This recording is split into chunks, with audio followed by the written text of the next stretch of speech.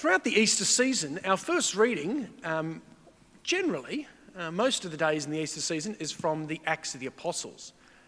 And the Gospels, generally during the Easter season, are from St. John. And we've been reading through the Acts of the Apostles right throughout the Easter season, journeying with Paul, going to different places, Paul experiencing different things and things emerging within the life of the church. Paul now is in prison. He's there in trial.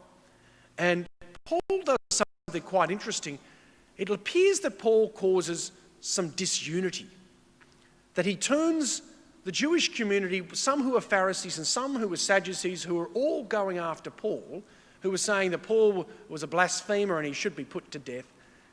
He whips up the Pharisees. He says, well, I'm a Pharisee, and what's really going on here? They're having a go at me because I'm a Pharisee. This is what Paul says. But he also says they're having a go at me because I believe in the resurrection.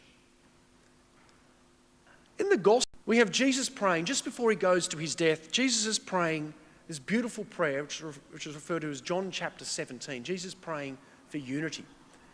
This week is the week of prayer for Christian unity. And as Christians, we should be united. And it's interesting that Paul, in one sense, creates division in the world between the Pharisees and the Sadducees.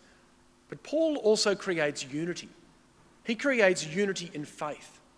He says with the Pharisees, even though you don't believe in Jesus Christ, we are united in the same faith, in the resurrection. It's one of the most unfortunate and the sad things of our world is that we have so many different Christian denominations. We have Catholics, we have Anglicans, we have Baptists, we have Uniting Church, we have Orthodox, Pentecostals, and the list goes on. There's lots of that's just within our own area here. And you go across the world and there's so many different Christian denominations. And Jesus prayed that we should be one.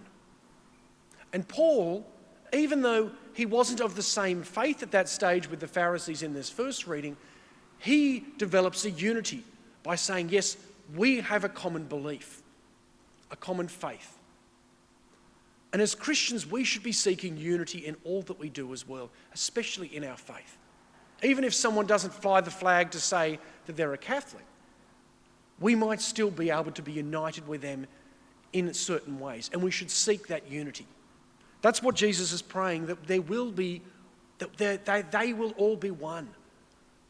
We shouldn't be saying, oh, well, that person's of this denomination, so I don't talk to them, I don't like them. That's not what it's meant to be at all. Let's see if we can find things that we are united with others, especially in our faith. This beautiful prayer of Jesus reminds us that the unity that we have is the love of God. Pray that the love of God will be present in us and that we can see the love of God in others, and that will happen between us and others as well. They see the love of God in us, we see the love of God in them, and that we cherish that love and we allow that to thrive. That's the unity that we're called to have. So St. Paul was able to, yes, cause some disunity in protecting himself, but really was bringing about a unity of those who weren't Christians with him. Let's pray that we will be people who will courageously do what we can to bring unity to our world today, unity within our classrooms, unity within our workplace, unity within our families and our extended community. Christians, especially Catholics, we shouldn't just be thinking of ourselves, we should be doing what we can to bring about unity. That's part of the characteristics of being a Christian. Let's live that out today. Let's live that out always.